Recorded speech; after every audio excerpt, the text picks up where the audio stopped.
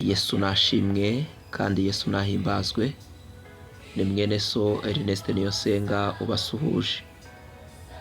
Imana y'amahoro nibishimire mwebwe ubwanyu n'imiryango yanyu n'abanyu bose, muhabwa umugisha kubwo kwizera Yesu Kristo.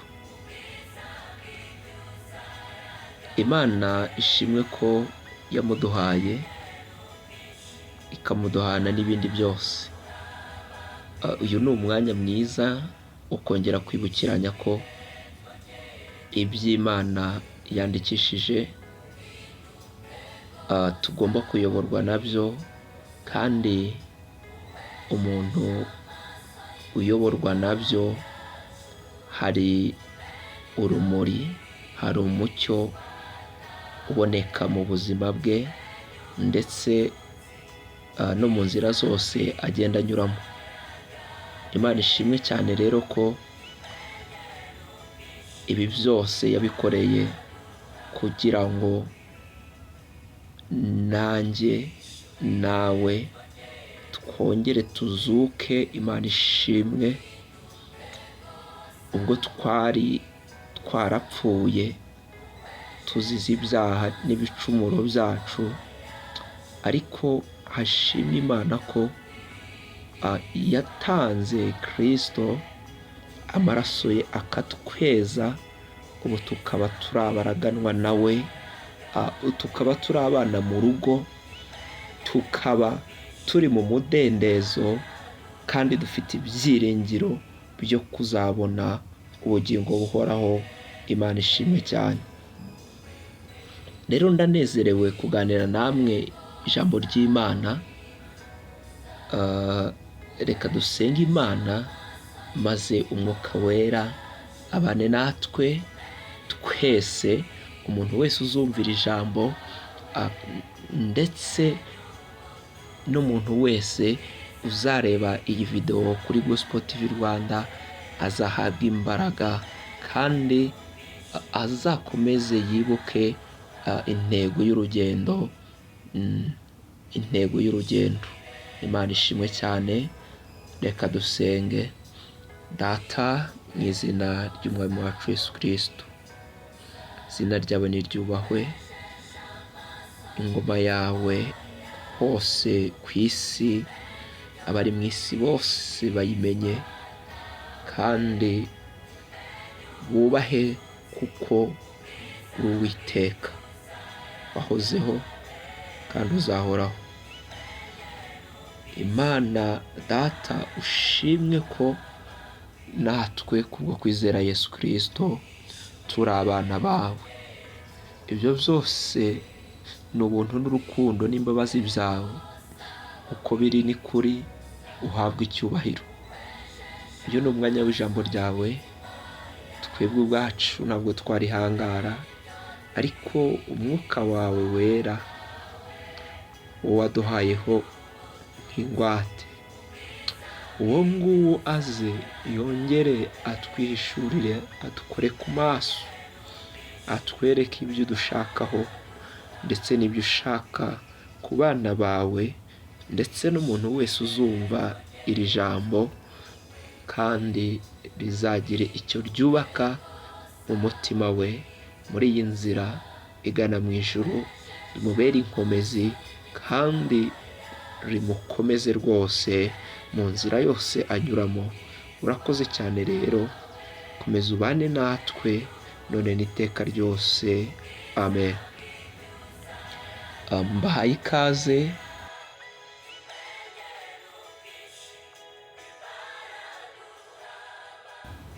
Tugiye gusoma ijambo ry'Imana mu rwandiko rwa kabiri rwa Petero, igice cya mbere umurongo wa 17 turageza ku murongo wa 19. Reka dusome mu izina rya Yesu Kristo. Kuko yahawe n'Imana Data wa twese ishimwe n'icyubahiro, ubwo ijwi ryavugiraga mu bwiza bukomeye cyane rimubwira riti, nguyu mwana wanjye nkunda nkamwishimira. Iryo jwi twararyumvise rivugira mu ijuru, ubwo twari kumwe nawe kuri wa musozi wera. Nyamara rero dufite ijambo ryahanuwe rirushaho gukomera, kandi muzaba mukoze neza nimuryitaho, kuko rimeze nk'itabaza rimurikira ahacuze umwijima rigakesha ijoro, rikagezaho inyenyeri yo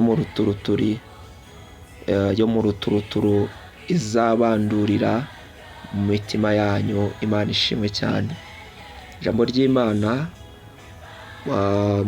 igitabo cya Zaburi y'119 umurongo w'105, Bibiliya iravuze ngo ijambo ryawe ni itabaza ry'ibirenge byanjye, ni umucyo umurikira inzira zanjye. Imana ishimwe cyane. Ijambo ry'Imana natangiye mvuga ngo iby'Imana yandikishije, tugomba kuyoborwa nabyo, kuko harimo ubutunzi bwinshi bukomeye buhishwe muri ibyo ngibyo, kandi harimo inzira nziza ikuganisha mu bwami bw'Imana. Ibi ngibi uwo byavuze ni Kristo. Uhereye mu itangiriro ugashyitsa mu byahishuriwe Yohana, byose byavugaga kuri Kristo. Ibyo rero niwe wivugiye ubwe ngo ni njye nzira, ukuri n'ubugingo. Bivuze ngo mu by'Imana yandikishije, Imana ishimwe cyane, harimo inzira ituganisha ku bugingo buhoraho. Ikindi kandi ngo abafite ibyo byiringiro bagomba kwiboneza nk'uko Kristo nawe aboneye, kuko niwe nzira, ngo umwizera wese, Imana ishimwe cyane, ngo yamuhaye ubushobozi bwo kuba umwana w'Imana, kuko atabyawe n'ubushake bw'umugabo n'umugore. Imana ishimwe cyane. Ijambo ry'Imana riratubwiye ngo kuko yahawe n'Imana Data wa twese ishimwe n'icyubahiro. Uwo nguwo ni Kristo. Imana ikintu yabanje kumuha, yamuhaye ubutware bwose. Imana ishimwe cyane. Akizuka yaravuze ngo nahawe ubutware mu isi no mu ijuru. Imana ishimwe cyane. Akimara guhabwa ubwo butware, ishimwe n'icyubahiro nabyo bihita biza, kuko byose byari biri muri we. N'ubundi niwe ubitanga, kuko ni Imana. Si ibyo gusa, ndetse n'iryo shimwe n'icyubahiro, Bibiliya yatubwiye ngo cya gihe, Imana ishimwe, ngo cya gihe ubwo yabatizwaga, maze ijwi ry'Imana ngo rikaza rivugira mu bwiza bukomeye cyane, rikavuga riti ngo nguyu umwana wanjye nkunda kandi nkamwishimira. Imana ishimwe cyane. Uwo rero niwe wahawe n'Imana Data wa twese ishimwe n'icyubahiro. Niyo mpamvu dusenga tuvuga ngo Data mu izina rya Yesu, kuko ijambo ry'Imana avuga ngo n'ubundi ibyo tuzasaba byose mu izina rya Yesu tuzabihabwa. Nta rindi zina rero dusengeramo, dusabiramo, dukwiriye gukiriramo usibye izina rimwe ryonyine, ni izina rya Yesu Kristo. Uwo niwe mucunguzi. Marayika yabwiye Mariya, aramubwira ngo urahiriwe, uzabyara umwana w'umuhungu, uzamwite Emanuweli. Imana ishimwe cyane. Yesaya yari yarabihishuriwe mbere, aravuga ngo duhawe umwana w'umuhungu. Imana ishimwe cyane. Haleluya. Ngo duhawe umwana w'umuhungu, ubutware bwose buzaba ku bitugu bye. Uwo nguwo ni umukiza, azakiza abantu ibyaha. Imana ishimwe cyane, kuko uyu ni Kristo. Niyo mpamvu turi kuvuga ngo mu by'Imana yandikishije harimo umuyoboro muzima wo kuyobora ubuzima bwawe. Ijambo ry'Imana ryatubwiye ngo ni ukuri rero dufite ijambo ryahanuwe. Icya mbere kuri iryo jambo ni uko rirushaho gukomera. Imana ishimwe cyane. Noneho rero nimba ijambo ryahanuwe rirushaho gukomera mu mitima y'abaryizeye, Imana ishimwe cyane, rikarushaho gukomera, hari icyo dusabwa. Turasabwa natwe gukomeza kuryitaho. Icyo ni cyo cya mbere cyane cyane, turasabwa kuryitaho. Maze nitumara kuryitaho, dore umusaruro wabyo ngo rimeze nk'itabaza rimurikira ahacuze umwijima. Imana ishimwe cyane. Burya uzarebe iyo ucanye itara mu mwijima harabona ugakora icyo ushaka cyose, ariko iyo ari mu mwijima abantu barayobagurika. Imana ishimwe rero ko ku bantu bitaye kuri iryo jambo ryahanuwe, ubo ribayobora kuko rimeze nk'itabaza rimurika ahacuze umwijima. Ntabwo rimurika ahacuze umwijima gusa kuko rinakesha ijoro. Imana ishimwe ntabwo birangirira aho, kuko ngo rigeza hahandi mu gitondo mu bunyoni, ngo hahandi inyenyeri yo mu ruturuturu bibandurira mu mitima y'umuntu wese waryizeye. Imana ishimwe cyane. Rero ubu ni ubuzima umuntu wizera, wamaze kwizera Yesu Kristo abamo. Yesu aravuze ngo muri umunyu w'isi. Imana ishimwe cyane. Kandi muri umucyo w'isi, umudugudu wubatse ku mpinga. Rero ibyo byose bigaragaza neza ubuzima umuntu wamaze kwitondera iri jambo ryahanuwe abamo. Bimuzanira umucyo, kandi yamara kuba umucyo akaba n'umunyu. Iyo umuntu ari umucyo, abantu bose babana ndetse bakorana mu buzima bwa buri munsi hari ibyo bamwigiraho, kuko we ubwe ntabwo aba akigenga, ahubwo aba ayobowe n'Umwuka Wera, kandi abaho ku bwa Kristo uri muri we. Imana ishimwe ko ku bizeye bakitondera iri jambo ryababereye itabaza. Imana ishimwe cyane. Dawidi we yabishyize ku ndunduro, aravuga ngo muri Zaburi y'119 umurongo w'105 yaravuze ngo ijambo ryawe ngo ni itabaza ry'ibirenge byanjye. Arakomeza aravuga ngo si itabaza ry'ibirenge byanjye gusa, ngo ahubwo ni n'umucyo umurikira inzira zanjye. Bivuze ngo muri Bibiliya y'Icyongereza bavuga ngo thy word is a lamp unto my feet and light unto my path. Bivuze ngo rero ibi ngibi bishatse kuvuga yuko ijambo ry'Imana, Imana ishimwe, haleluya, ngo ni itabaza rimurikira ibirenge by'umuntu. Ibirenge bituma umuntu agenda, kandi udafite ibirenge ntabasha kugenda. Turabyumvikana, ntabasha kugenda yigenjeje, agira ibindi akoresha kugira ngo abashe kuva ahari agera ahandi. Ariko ngo ufite iri jambo rero waribikiye mu mutima we kugira ngo adacumura ku Uwiteka. Imana ishimwe cyane. ngo uwo nguwo ngo aramurikirwa, ntago abasha gusitara mu rugendo ndetse no mu nzira ntago abasha gusitara, kuko aba afite ijambo ry'Imana. Ikindi kandi ngo ni umucyo umurikira inzira ze, mu mibereho ye yose, mu migendere ye yose, mu mikorere ndetse mu mitekerereze, mu byo yibwira ndetse no mu byo akora. Ibi ngibi byose iri jambo ngo rimubera umucyo. Imana ishimwe cyane, haleluya, Imana ishimwe cyane. Iri ngiri rimubera umucyo, rikimara kumubera umucyo, haleluya, ngo abasha kugenda yewe, icyo azakora cyose kimubera cyiza. Kandi uyu nguyu abasha gutegeka mu izina rya Yesu, ubutware bwose bukamwumvira, kuko ibyari bimwuzuye natwe ari byo twahaweho. Byari byuzuye Kristo, natwe nibyo twahaweho, nibyo yaduhaye ngo ni ubuntu bugeretse ku bundi.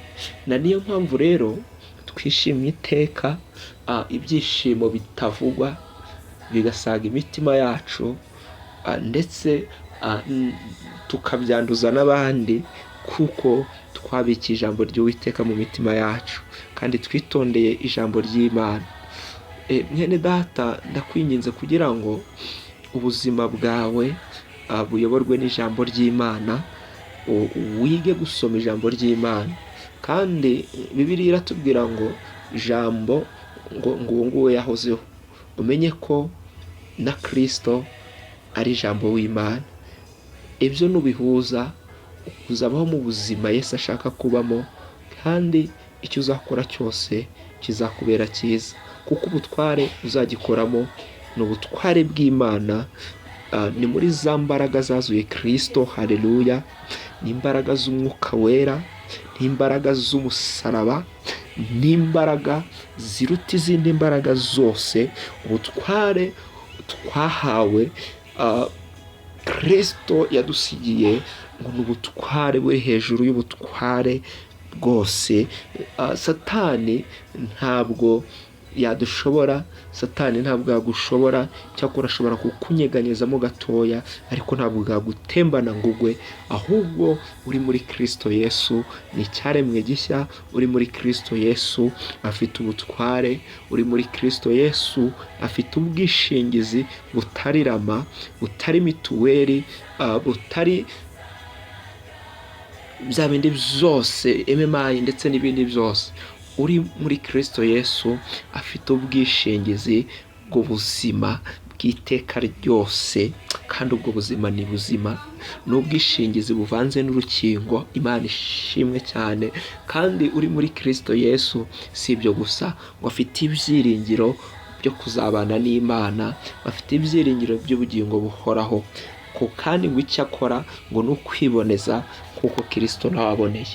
Imana iguhereza umugisha, wowe witondera ijambo ry'Imana kandi ukarikurikiza, kuko rimeze nk'itabaza rimurikira ahacuze umwijima, rigakesha ijoro, rikageza aho inyenyeri yo mu ruturuturu ibandurira mu mitima y'abazaryumva. Imana ishimwe cyane, uhezagirwe, uhabwe umugisha, kandi ubuntu bw'Imana bube muri wowe uzumva ijambo ry'Imana ukarikurikiza, kandi Imana yo mu ijuru izaguha umugisha muri byose. Uwiteka abishimire, Uwiteka abaha umugisha, Uwiteka abarebe neza, kandi Uwiteka Imana abakomereza amaboko mu nzira zose munyuramo, ndetse no mu bibagoye byose Uwiteka batabare. Tujye gusenga Imana basengera kugira ngo Imana yo mu ijuru, haleluya, Imana yo mu ijuru, se w'Umwami wacu Yesu Kristo, abakomeze mu rukundo rwe no mu rukundo rwa Kristo, ndetse no mu mbaraga z'Umwuka Wera, mubashe guhishurirwa Kristo neza ndetse no kumumenya, kugira ngo ubuzima bwanyu bubeho mu mucyo, kandi ibirenge byanyu bimurikirwe, hehe no kongera gusitazwa n'ibibonetse byose, hehe no kongera gutembanwa n'imiraba, hehe no kongera gutembanwa n'amaganya, hehe no gutembanwa no guheranwa n'agahinda, no guheranwa n'amaganya, hehe no guheranwa n'uburwayi, hehe no kongera guheranwa n'ubukene bwo mu buryo bwombi, bwa buryo bw'umwuka ndetse no mu buryo bw'umubiri. Turabasabiye umugisha mu izina rya Yesu Kristo, kuko uri Imana yera kandi Imana ihambaye. Ndagushimiye yuko ubanye natwe, kandi ndagushimiye yuko uri kumwe natwe. Ijambo ry'Imana ryarambwiye ngo uwazitwa Emmanuel, Imana iri kumwe natwe. Nzi neza yuko Kristo ari kumwe natwe, kandi ari muri twebwe mu buryo bw'Umwuka we. wera, nashimwe ashyirwe hejuru iteka ryose. Na niyo mpamvu rero nsengeye umuntu wese uzumvira ijambo kugira ngo rizamukomeze, kugira ngo rizamurinde, kugira ngo rizamuyobore, kugira ngo rizamumurikire tabevo chantre azakita, kugira ngo byose azakora bizamubera byiza kuko azabikorera mu butware bw'Imana. Aleluya, mu bushobozi bwayo bwinshi. Imana ishimwe cyane kuko ijambo ryarambwiye ngo abazimana yabo bazakomera. Imana ishimwe. Hanyuma y'ibyo byose kandi ngo bazakorana nayo iby'ubutwari. Uyu nguyu rero uzaryitondera, uyu nguyu wese uzariha agaciro nawe azakomere mu buryo bwose kugira ngo abashe gukora iby'ubutwari mu gihe cyiwe. Urakoze cyane Data wa twese, izina ryawe nirikomeze rihabwe rishyirwe hejuru, ubwami bwawe nibuze kandi icyo ushaka kibe mu isi yose, mu izina rya Yesu Kristo, amen, amen. Abantu barwaye mwihangane, Imana irakiza kandi abantu bose bafite ibibaremereye Yesu yaje kuvura imvune nyinshi cyane, haba imvune zo mu mitima ndetse n'izindi mvune zose. Yaravuze ngo mwebwe abarushye n'abaremerewe kandi ngo mwese nimunsange ndabaruhura. Mu by'ukuri nta muntu wo mu isi witeza indushyi, nta muntu mu isi wakiteza indushyi, kuko niyo bagiye gutanga akazi baravuga ngo abantu bose ngo ugomba kuba uri umunyarwanda. Iyo bavuye kuba uri umunyarwanda ubyisangamo. Bashobora kuba bakeneye nk'umugore bakavuga ngo kandi w'umwari n'umutegarugori, ubwo abagabo baba bavuyemo n'abasore. Muri abo bari n'abategarugori bashobora kuvuga ngo ufite nk'imyaka 50 kuzamura wenda kugera kuri 60, ubwo abari munsi n'abari hejuru abo bavuyemo. Muri abo ngabo bakavuga ngo ntabwo yigeze afungwa, abafunzwe bavuyemo kandi wenda ufite impamyabumenyi y'icyiciro cya 2 cyangwa cya 3 cya kaminuza n'urugero. Bamwe benshi bavamo, ariko Kristo ashimwe ko yavuze ngo mwese abarushye n'abaremerewe. Imana ishimwe, Yesu nashimwe ko ari we witeza indushyi. Nta muntu mu isi wakiteza indushyi, nta muntu mu isi wakiteza abanyamibabaro, nta muntu mu isi wakiteza abaremerewe, ariko Kristo ashimwe ko yiteza indushyi akavuga ngo nimuze mbaruhure. Imana ishimwe ngo munyigiro kuko ndi umugwaneza, uwo ni umugwaneza w'abarushye bose, w'abaremerewe bose, w'abarembejwe n'indwara, w'abarembejwe n'agahinda, baheranywe nako, bafite imvune nyinshi zo mu mitima ndetse n'ibikomere byanze gukira. Kristo yaraje aravuga ngo mwese nimunsange. Ubwo abantu bo mu isi batakiteza indushyi, ariko Yesu we yaravuze ngo mwese nimunsange ndabaruhura. Imana ishimwe cyane.